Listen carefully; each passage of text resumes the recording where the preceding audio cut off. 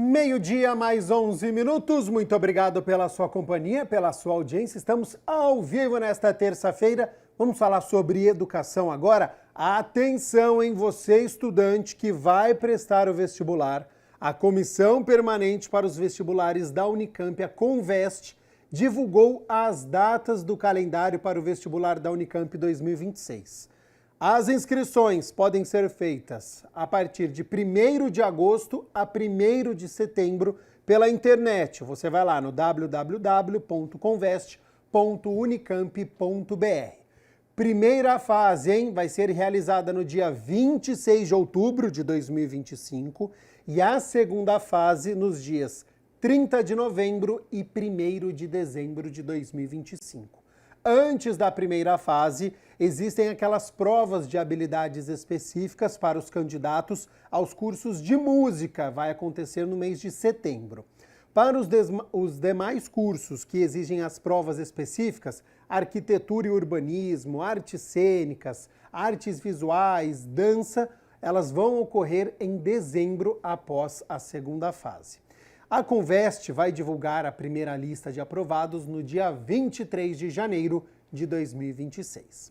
E a Conveste também anunciou as novas listas de leituras indicadas para os estudantes para os próximos 3 anos do vestibular Unicamp, a partir da edição de 2027. Passam a integrar, então, a lista as seguintes obras: Memórias Póstumas, de Brás Cubas, de Machado de Assis, Canções Escolhidas, de Paulo César Pinheiro, e Os Funerais da Mamãe Grande, de Gabriel Garcia Marques. Boa sorte desde já a todos os estudantes. Hora das notícias do Legislativo, porque ontem foi dia da 14ª reunião ordinária. Os vereadores se reuniram para discutir e votar 7 projetos. Entre eles, foi aprovado em primeira análise a proposta que prevê a instalação de bebedouros em áreas públicas de lazer. O projeto de lei de autoria do vereador Eduardo Magoga prevê a instalação de bebedouros públicos com água potável e acessíveis a adultos, crianças, pessoas com deficiência em praças ou áreas públicas de lazer do município. Esse projeto de lei, ele vem para atender muitos moradores, muitos pais, as pessoas com deficiência também, que praticam esportes ou frequentam praças públicas na cidade de Campinas. Nessa onda de calor, o clima nosso mudando aí, às vezes radicalmente, essas praças não têm ainda um bebedor de água para essas pessoas. Então, não são todas as pessoas que praticam esporte coletivos que lembram de levar uma garrafinha. E mesmo que leve, às vezes não tem aonde encher. De acordo com o parlamentar, o que acontece hoje são moradores que deixam à disposição de outras pessoas torneiras para elas conseguirem se hidratar. Muitos moradores, muitas residências próximas a essas praças já deixam ali uma torneira já preparada. À disposição ali, né? Isso, à disposição das crianças que jogam nessas praças e não tem. Então é muito importante, a gente fala de saúde, né? A água é a saúde e a gente precisa ter nas nossas praças pontos de bebedouro de água. A Sanasa aqui na cidade de Campinas já tem muitos títulos de uma água de boa referência. Então a gente acredita que seria a água disponibilizada pela nossa autarquia Sanasa, que já é considerada uma das águas melhores do nosso país. Lembrando que você pode assistir na íntegra a 14ª reunião ordinária no YouTube da TV Câmara Campinas. A gente segue com as notícias do Legislativo, porque reunião da Frente Parlamentar pelo Meio Ambiente e também enfrentamento aos efeitos das mudanças climáticas definiu o cronograma de trabalho para o biênio 2025-2026.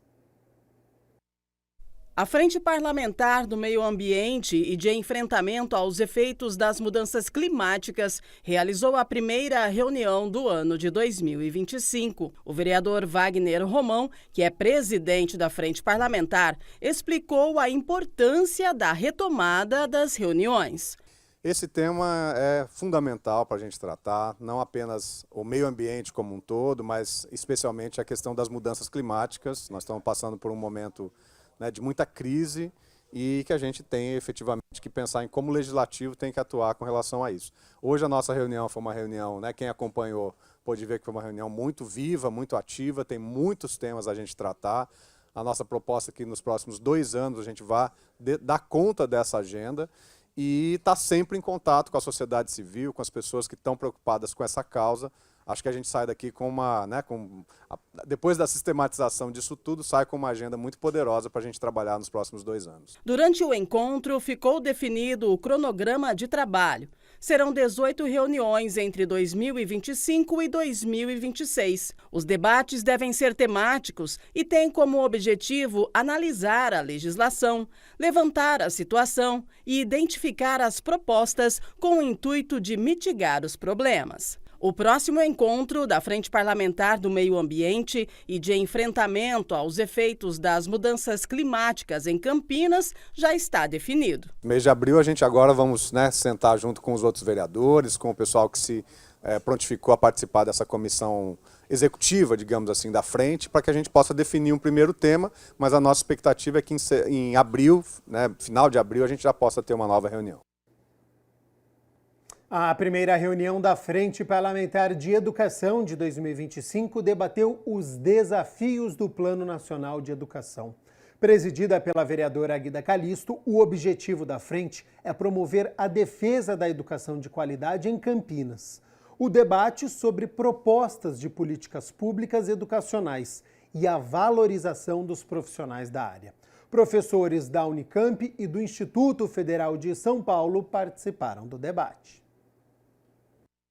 Os desafios do Plano Nacional de Educação foi o tema da primeira reunião deste ano da Frente Parlamentar de Educação, presidida pela vereadora Guida Calisto. Além da atuação no Legislativo, Guida exerce a função de monitora da educação infantil na rede pública do município desde 1997.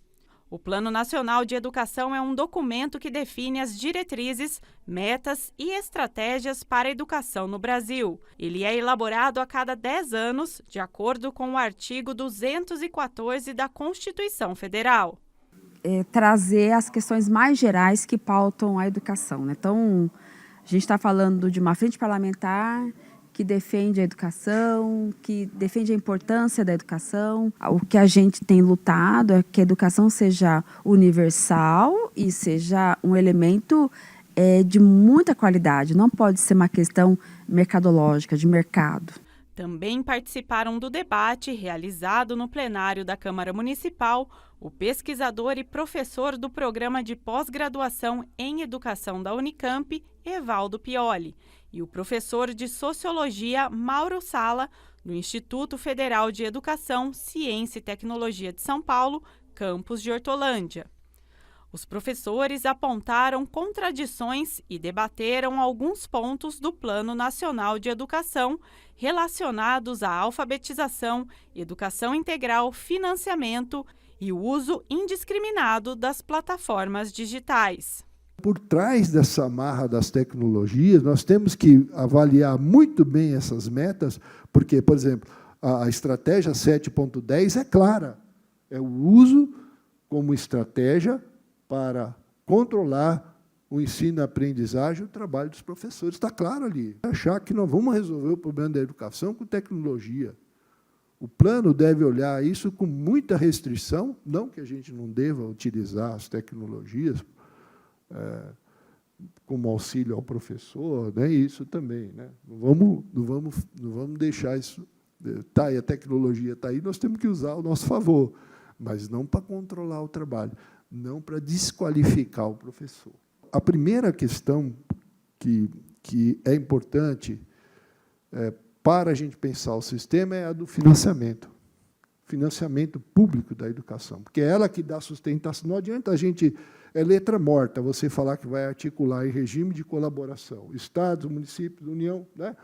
É letra morta, se não tiver financiamento para corrigir as desigualdades. E para colocar todas as crianças na escola com sala de 40, a gente precisa elevar o gasto na educação.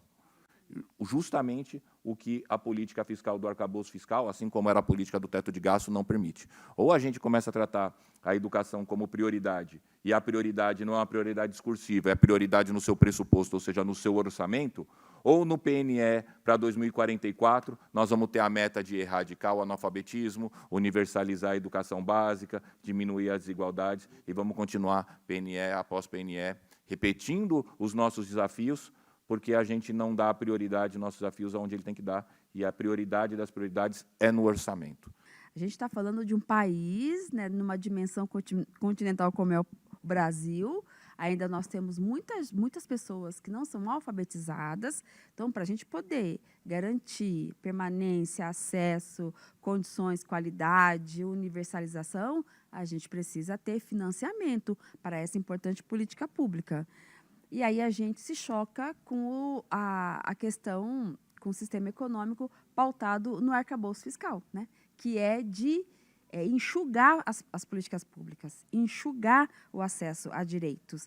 Então, isso nos coloca numa preocupação muito grande. Então, quando você fala uma educação pautada na questão do arcabouço, você vai ter menos recursos do orçamento da União destinado para a educação. A Comissão Permanente de Cultura aqui da Câmara recebeu um balanço positivo da Secretaria Municipal de Cultura e Turismo em relação ao Carnaval deste ano aqui em Campinas. A moção da vereadora Paula Miguel apela aos deputados federais para que assinem a CPI do desperdício dos alimentos. Acho que é uma temática que muita gente tem acompanhado nas redes sociais. A gente tem visto o agronegócio queimar alimentos, jogar fora, dar aos porcos, para que isso não chegue até o mercado, pelo fato de ter uma produção que abaixaria, né, os custos, principalmente para a população. Eles teriam que vender obrigatoriamente mais barato por ter uma maior disponibilidade de produto no mercado. Então, para que isso não aconteça, né, isso é uma prática já antiga, desde a época do café, eles tentam queimar, tirar o produto de circulação. E isso faz com que a gente tenha um elevado preço dos alimentos e também uma exportação mais alta. Mas esses valores são artificiais. O deputado federal Alfredinho do PT protocolou um pedido de abertura de comissão parlamentar de inquérito, uma CPI, para apurar supostos desperdícios de alimentos para manter os preços altos no mercado nacional. A CPI, né, do desperdício é para que a gente possa apurar quais são os verdadeiros responsáveis, né? Quais são os agricultores que estão fazendo isso em larga escala para garantir, inclusive, que os preços sejam mais altos para ter uma quantidade de produto menor a serem vendidos, e quais aqueles que estão, né, fazendo um processo que é natural, né, quando a gente vê que o alimento já não pode estar impróprio para a alimentação. A gente sabe que o Brasil passa por um momento, né, de elevado nos preços de diversos alimentos, mas a gente não pode deixar com que esse fake de valores chegue até os consumidores. Então, a CPI ela é importantíssima para a gente combater o desperdício, garantir os preços e também acabar com a fome no Brasil, se a gente conseguir. Essa reportagem que nós acabamos de assistir foi a moção da vereadora Paula Miguel, que apela aos deputados federais para que assinem a CPI do desperdício dos alimentos. O deputado federal, Alfredinho do PT, protocolou um pedido de abertura de comissão parlamentar de inquérito para apurar supostos desperdícios de alimentos para manter os preços altos no mercado nacional. Agora sim, a gente vai acompanhar então a reportagem sobre a reunião da Comissão Permanente de Cultura, que recebeu aí integrantes da Secretaria de Cultura e Turismo da cidade. Com a presença de representantes de blocos carnavalescos de Campinas, a Comissão de Cultura recebeu a Secretaria Municipal de Cultura e Turismo, que apresentou os dados da infraestrutura, economia e segurança do Carnaval de 2025. A festa contou com 9 dias de programação, incluindo o pré-carnaval e os dias oficiais de folia. A organização envolveu vários profissionais das áreas de cultura, urbanismo, guarda municipal, ENDEC, CETEC e serviços públicos. Além disso, 1.200 trabalhadores indiretos foram contratados para garantir a infraestrutura dos blocos.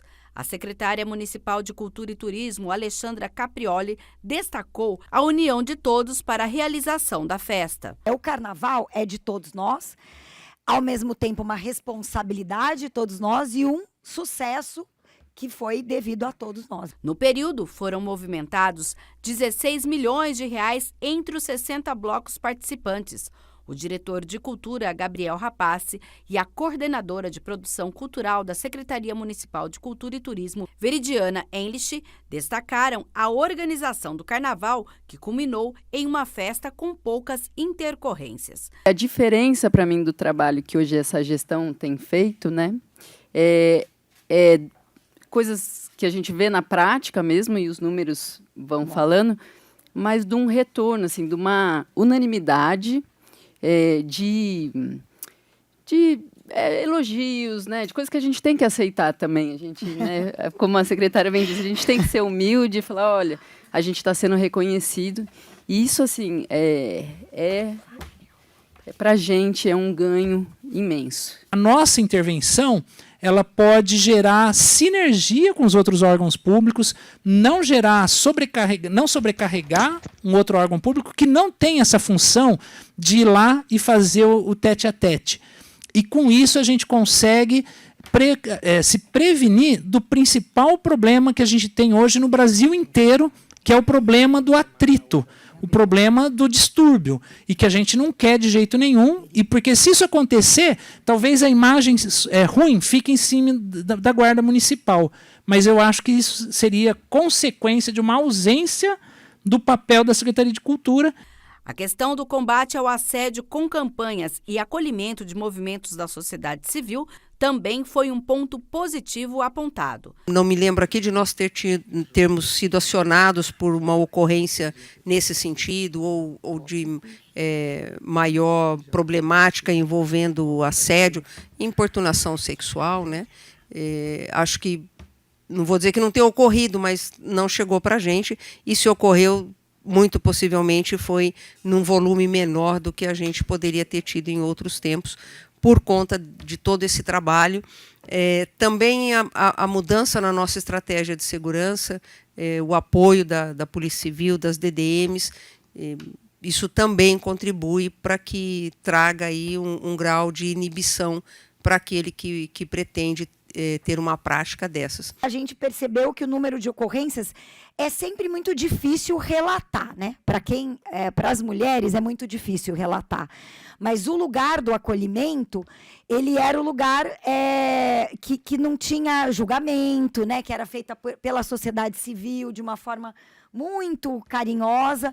Então a gente acha que isso foi responsável também por uma mudança que está para ficar. Os vereadores Paola Miguel e Wagner Romão parabenizaram a descentralização da festa. Esse ano foi, né, um ano muito especial, porque a gente teve muito menos, né, eventos assim que a gente, né, precisa evitar no Carnaval.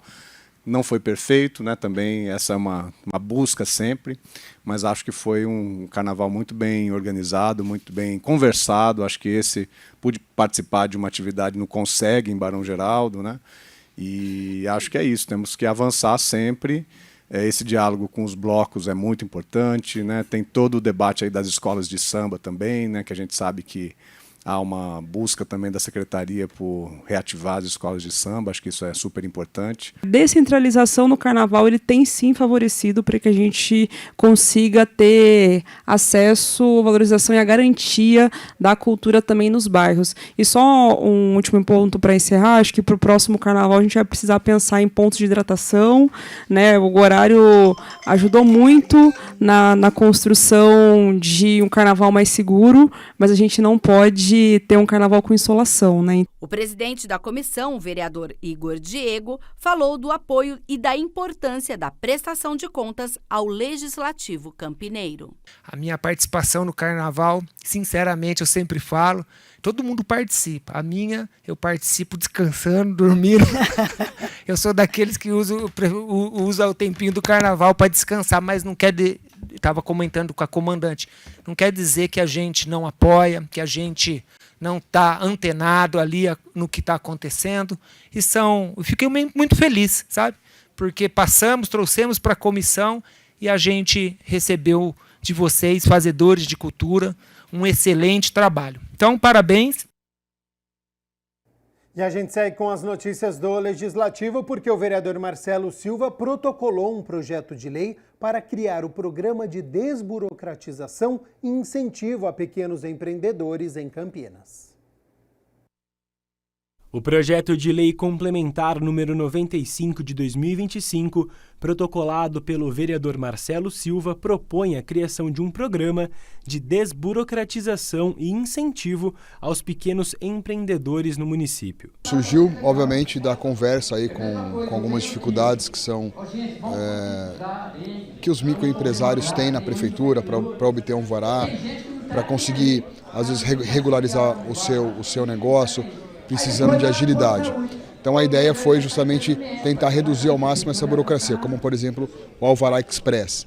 O microempresário vai lá, fala sua atividade de baixo risco e ele já sai com o alvará. Com isso, obviamente, você otimiza seu tempo. A gente sabe que os microempresários, as pequenas empresas, são aqueles que sustentam muito a economia. O programa estabelece, entre outras medidas, a isenção ou redução de taxas municipais para microempreendedores individuais e microempresas nos primeiros 12 meses de atividades. A ideia justamente é tentar reduzir ao máximo, reduzir as taxas também desses pequenos empresários. Para quê? Para fomentar a economia, para fomentar cada vez mais a abertura de micro e pequenas empresas aqui na cidade de Campinas. Alunos do programa Jovem Aprendiz do Senac Campinas visitaram a Câmara Municipal, conheceram o plenário e também o dia a dia dos vereadores. A Câmara Municipal, por meio do programa Câmara Educa, recebeu a visita dos alunos do programa profissional Jovem Aprendiz do Senac. As atividades pela casa passam pela galeria de ex-presidentes e ex-vereadoras, estúdio da TV Câmara e sala da presidência. Na ocasião, o vereador Vini Oliveira e Paola Miguel receberam os jovens. É muito gratificante a gente perceber que a participação social, ela na política, ela ainda se mantém jovem, então escolher vir para a Câmara, conversar com parlamentares, discutir projetos, ideias. A gente teve perguntas aqui sobre licitação, sobre recursos, sobre orçamento. Então isso já demonstra que mais do que garantir a participação aqui dentro da Câmara, eles também têm estudado muito para estarem aqui e já sabem de política. Então isso é muito gratificante da gente poder perceber que a gente pode ter um processo de renovação da Câmara, da política, dos movimentos sociais, dos coletivos, dos conselhos, que é muito importante e significativo, e isso acaba trazendo oxigênio para a cidade. A gente falou um pouquinho recentemente sobre os 3 poderes. E aí surgiu a ideia de vir e fazer essa visita para que eles pudessem entender um pouquinho melhor como o poder legislativo aqui do município funcionava, ter contato com o vereador, poder visualizar mesmo, como que a casa funciona e o que cabe a eles, como cidadãos, executar aqui. Durante o passeio, os alunos participaram de atividades como contação de histórias, assistiram a conteúdos audiovisuais que buscam abordar a Constituição Municipal e sua importância para a cidade. Pedro tem 19 anos e conta o quanto aprendeu sobre a importância da participação ativa na política. Muito bacana porque a gente vê como a gente pode ajudar ativamente a cidade e o nosso interesse, às vezes alguma coisa que a gente vê em comum e a forma como a gente pode trabalhar isso para o bem de todo mundo da cidade,